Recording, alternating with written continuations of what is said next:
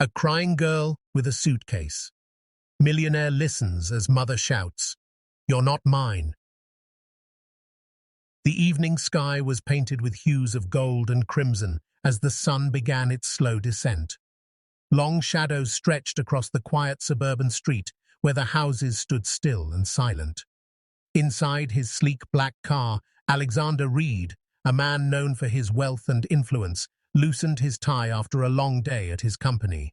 His thoughts were occupied with meetings, contracts, and numbers, the usual burdens of a man who carried an empire on his shoulders. For him, this drive home was usually the calmest part of his day. But tonight, something felt different. As he rolled down the street, the sound of birds faded, and a chilling stillness settled over the neighborhood. Suddenly, a sharp, piercing scream cut through the quiet evening air. It was the kind of scream that made the skin prickle and the heart race. Alexander's hands gripped the steering wheel tighter. He instinctively slowed the car, his sharp eyes scanning for the source. The scream came again, this time clearer, filled with anger and despair. It echoed from a small, worn-down house at the corner of the street. The curtains were half-drawn, and the porch light flickered faintly. Alexander pulled over, rolling down his window. That's when he heard it. Words that froze him in place. A woman's voice shouted viciously, "You are not my daughter!" The cruelty in those words sent a shiver through him. Before he could process, he heard another sound, soft, broken sobbing, the kind that came from deep pain, not just from a child's tears. Alexander's chest tightened as he leaned forward, peering toward the house. And then he saw her. A little girl stood on the doorstep, her small frame trembling. She couldn't have been older than 10. Her dark hair was messy, her cheeks streaked with tears. In her tiny hands, she clutched a suitcase almost as big as her. The bag looked worn, as though it had been packed in a rush with whatever she could carry. Her sobs filled the evening air, raw and heart-wrenching. She tried to hold the suitcase steady, but her hands shook with every breath. The sight tore at Alexander's heart. He pressed his car door open and stepped out slowly, careful not to startle her. The air outside was cool, carrying the faint scent of jasmine from a nearby garden. But even that sweetness couldn't hide the bitterness in the air that came from the house. The front door stood slightly ajar, the shadows of the woman inside still visible. Alexander's gaze lingered on the child. He saw in her eyes not just sadness, but the deep loneliness of someone who felt unwanted. She wiped her face with the back of her sleeve, though the tears kept coming. She whispered something to herself, words carried softly on the breeze. Though faint, Alexander thought he heard, "Why doesn't she want me?" His throat tightened at the sound. The street around them remained quiet. Neighbors peeked through their curtains, but no one stepped forward. It was as if the world had decided to turn away from her pain. Alexander, however, couldn't move his eyes from the girl. Her suitcase rested awkwardly at her side, one wheel broken, dragging against the ground. It was clear she had nowhere to go. He glanced back at his car, its polished surface reflecting the scene, almost mocking him with the reminder of his wealth. All the money in the world, yet here was a child abandoned with nothing. His heart began to beat faster, his instincts telling him he couldn't just drive away. He watched as she tried to knock on the door again, whispering through her sobs, "Mommy, please." From inside, the woman's voice rose again, sharp and final. "Leave! You're not mine!" The door slammed shut with a loud thud that echoed in Alexander's chest. The girl flinched at the sound, hugging her suitcase as if it was her only friend. Her small shoulders shook violently, each sob heavier than the last. The golden sky above seemed cruelly bright against the tragedy unfolding beneath it. Alexander took a careful step closer, though he remained at a distance, unsure if his presence would frighten her. He had faced boardrooms filled with powerful men, made billion-dollar decisions without hesitation. Yet here, he felt powerless before the raw pain of a child. He looked around once more, but the street remained silent, indifferent. Only the sound of the girl's weeping filled the air. The weight of her tears pulled at him, as though each one fell on his own heart. He noticed how tightly she held the handle of the suitcase, her knuckles white. It was the only thing she carried with her, perhaps the only thing she could call her own. The sight awakened something in him, an ache he hadn't felt in years. He remembered his own lonely nights as a child, the emptiness that no riches could erase. That memory made him step forward again, though still silently. The girl turned her head slightly, as if sensing someone nearby. Her tear-stained face caught the last ray of the setting sun. In that moment, she looked like a fragile shadow of innocence, standing on the edge of rejection. Alexander's heart clenched tighter. He stayed rooted where he was, watching carefully, not wanting to frighten her. The flickering porch light buzzed faintly above her, casting broken shadows on the ground. Her suitcase leaned against her leg, and she pressed her forehead against it as if seeking comfort from the lifeless object. The silence between sobs was almost worse than the cries themselves. Each pause was heavy with despair, as though her tiny soul was collapsing under the weight of her mother's words. Alexander exhaled slowly, his breath clouding faintly in the cooling air. He didn't know why he had stopped here tonight, but he knew with certainty it wasn't by accident. Something had led him to this street, to this house, to this broken child. The evening around him seemed to hold its breath, waiting for what he would do next. And Alexander stood there, watching the little girl cry with her suitcase, knowing that this moment was about to change his life forever. The silence of the street was broken when the door of the house swung open again, and the figure of a woman appeared in the doorway, her presence sharp and cold against the fading light. Clara, the girl's mother, or the one who should have been her comfort, stood tall with fury burning in her eyes. Her face was twisted with resentment, her lips pressed into a thin, unforgiving line before they parted to spit venom. "I never wanted you. Leave now and don't come back," she shouted, her voice laced with bitterness so strong it seemed to echo off the walls around them.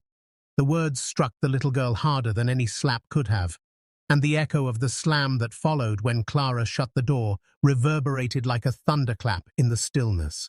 The girl's knees buckled slightly, her small body trembling under the weight of rejection that no child should ever endure. She clutched her suitcase tighter, as though it could keep her standing, her eyes wide with disbelief, tears streaming down her cheeks like rivers too heavy for her fragile frame to bear. Through trembling lips, she whispered softly, almost pleading, "But you're my mommy." The words were so faint, yet they carried the sorrow of an entire world. Alexander stood only a few steps away, and his chest tightened with a pain he hadn't known in years, a pain money had never shielded him from. The cruelty he had just witnessed left him shaken, not because he hadn't seen harshness in the world, but because it was aimed at someone so innocent, someone so undeserving. He had everything money could buy: gleaming cars, sprawling mansions, influence, and power that could sway decisions in boardrooms and halls of authority. Yet at this moment, all of it seemed worthless compared to the helplessness etched into the child's sobs. The girl's small shoulders shook with every breath, her whisper clinging to the air as if hoping it would reach her mother's heart. But the silence behind the door was louder than any rejection could ever be. Alexander's eyes hardened, not with anger at the child, but with a mixture of sorrow and disbelief at the cruelty of the woman who had birthed her. He shifted slightly, feeling the sharp contrast between the polished leather shoes he wore and the broken slippers on the child's feet. She looked like she had been pushed into a storm without shelter, while he, a man of wealth, felt stripped of every defense before the sight. His fingers curled slowly into fists at his side, not out of rage, but from the sheer helplessness of witnessing a wound that no doctor could mend. The suitcase at her side wobbled as she tried to steady herself, and the sound of the little wheels scraping against the stone step seemed louder than the entire world. The door remained shut, an immovable barrier between the girl and the love she begged for, a love denied in words that could scar her forever. Alexander's throat ached as he swallowed hard, his mind screaming questions he couldn't voice. How could a mother, of all people, cast away her child like this? The child looked once more at the door, as though waiting for it to open, waiting for arms to pull her back in, waiting for the word stay. But nothing came. Only the faint hum of the flickering porch light and the quiet sobbing of a heart breaking in real time. Alexander exhaled, slow and heavy, as though releasing part of his own soul with it. He realized he was witnessing not just a cruel scene, but the very unraveling of a young girl's world. The wealth he carried in his name, the comfort he lived in, all felt like ashes in comparison to the hollowness of this moment. The girl whispered again, weaker this time, "Mommy." But the door stayed closed, indifferent, final. The fading sunlight caught the tear stains on her cheeks, glistening like shattered glass. Alexander's jaw tightened, his mind caught between outrage at the cruelty and deep sorrow for the child. His chest felt heavy, not with the burdens of his company or fortune, but with something far greater, an ache that reminded him of the parts of life money could never heal. He took another small step forward, his shoes crunching softly against the gravel. But he did not yet speak, afraid his voice might shatter the fragile air holding her together. The sight of the little girl trembling with her suitcase in hand carved itself into his heart, a memory he knew would never fade, for no riches could erase the cruelty of those words. "I never wanted you." Alexander drew a slow breath as he finally stepped fully away from his car, his movements steady and deliberate, as though he were approaching a wounded bird that might take flight at the slightest noise. The gravel under his polished shoes crunched softly, the sound unusually loud in the tense silence of the evening. The little girl noticed him and instinctively shrank back, her small hands clamping around the handle of her suitcase as though it were her only shield against the world. Her wide, tear-filled eyes flickered with fear, darting between his face and the ground, her entire posture screaming of mistrust, born not from strangers, but from betrayal far too close to home. Alexander stopped a few feet away, lowering himself into a gentle crouch to make himself smaller, less imposing, his expensive suit bending and gathering creases he didn't care about. "Hey, it's okay," he said softly, his voice no longer the firm tone of a man used to commanding boardrooms, but the careful tenderness of someone desperate not to cause more hurt. The girl's lip quivered, and she hugged the suitcase tighter, her knuckles paling as if she thought he might take it away. Seeing that, Alexander slowly raised his empty hand, palm outward, a universal sign of peace, showing he meant no harm. "I won't hurt you," he added in barely more than a whisper, his words almost carried away by the night air. After a pause, he tilted his head slightly and asked in the gentlest tone he could muster, "What's your name?" For a moment, only the sound of her uneven breaths filled the space between them, her chest rising and falling as she tried to steady herself. Finally, through sobs that trembled with both fear and exhaustion, she spoke, her voice so quiet it nearly vanished. "Lila." The single word broke something open inside Alexander, as if knowing her name suddenly made her real to him in a way that pierced deeper than before. "Lila," he repeated softly, letting the name rest on his tongue with a reverence he hadn't expected. His hand moved to his pocket, not with the quickness of habit, but with deliberate care, and he drew out a neatly folded white handkerchief. Reaching forward slowly, he extended it toward her, the cloth trembling slightly in his own hand, as though he, too, carried nerves he wasn't used to feeling.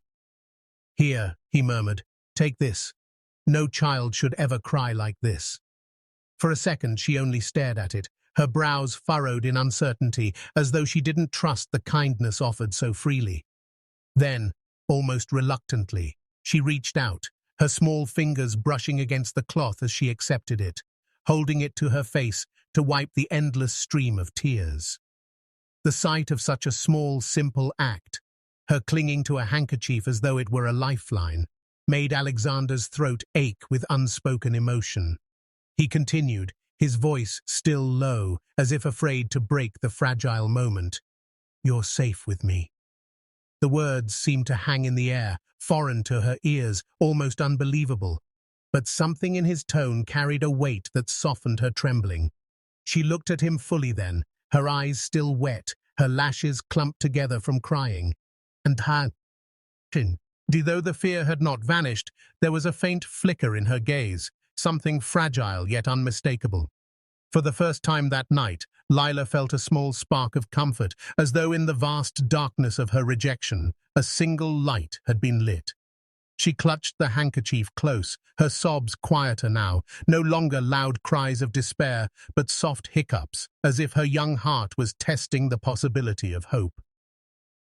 Alexander stayed crouched, unmoving, his eyes fixed on hers, and in that fragile exchange, a silent bond began to weave itself between a man who thought he had everything and a child who thought she had nothing. The night air carried a chill as Alexander guided Lila toward his car, his movements careful, as though every step risked breaking the fragile trust she had just begun to show. He opened the passenger door with a quiet gesture, waiting patiently until she climbed in, her suitcase still clutched protectively on her lap, as if she feared it might vanish if she let it go. The hum of the engine filled the silence, and Alexander drove slowly through the dimly lit streets, glancing at her small frame curled against the seat, her face streaked from dried tears. He knew she needed more than words now. She needed warmth, comfort, something to remind her she was still human in a world that had cast her aside. A glowing neon sign of a modest diner came into view, its old-fashioned lights flickering against the windows, and Alexander pulled into the lot, cutting the engine. "Are you hungry?" he asked gently, his voice breaking the silence. Lila hesitated, then gave a faint nod, her fingers tightening on her suitcase handle before she finally allowed him to guide her inside. The diner smelled of fresh coffee and fried food, its booths lined with cracked red leather, the air warm and welcoming in contrast to the cold night outside. A waitress with kind eyes seated them near the window, and when Alexander handed Lila a menu, she stared at it as though it were written in another language. He smiled softly and leaned closer. "How about some soup?" he suggested, knowing something gentle would be easier for her fragile state. She gave the smallest nod, her eyes flickering between him and the menu, before whispering, "Okay." Minutes later, a steaming bowl of soup was placed in front of her, and Alexander watched as she picked up the spoon with trembling hands. She tried to steady herself, but the spoon rattled softly against the bowl, her fingers too small and too shaken to hold it firmly. Determined, she brought the first sip to her lips, and the warmth seemed to melt into her, softening the tension in her shoulders, as though each mouthful was reminding her body that safety could still exist. She ate quickly, hungrily, the clinking of the spoon against the bowl steady now, her movements growing more sure as her hunger overcame her fear. Alexander kept his gaze on her, his chest tightening with each shaky bite she took. He had attended the finest dinners, feasted at long tables filled with chandeliers and silver, yet never had he seen a meal so profound, so heartbreaking and so beautiful as this little girl's fight to eat with dignity. When the bowl was half empty, he spoke softly, careful not to startle her. "Do you have anywhere to go?" His question lingered, heavy in the small space between them. Lila froze mid-bite, the spoon hovering just above the soup before clattering softly back into the bowl. She shook her head, her eyes dropping to the table, her voice breaking as she whispered, She doesn't want me anymore." The words landed like a stone in Alexander's heart, their weight pulling at every guarded corner of his soul. He leaned back slowly, his jaw tightening as he fought the flood of emotions rising in him. He had spent years building his empire, stacking bricks of ambition, long nights, and ruthless choices into towers of wealth, always believing that somewhere within the gay, old and glass, he would find meaning. But sitting here now, watching a child who had been told by her own mother that she was unwanted, Alexander realized that no empire, no fortune, no material triumph could ever fill the aching silence that love alone could soothe. He lowered his gaze, his hand curling into a loose fist against the table, and thought of the empty mansions he returned to each night, their walls echoing only with loneliness. Beside him now sat a girl whose world had collapsed in a single evening, and yet, in her fragile presence, he felt more truth than in all his years of power.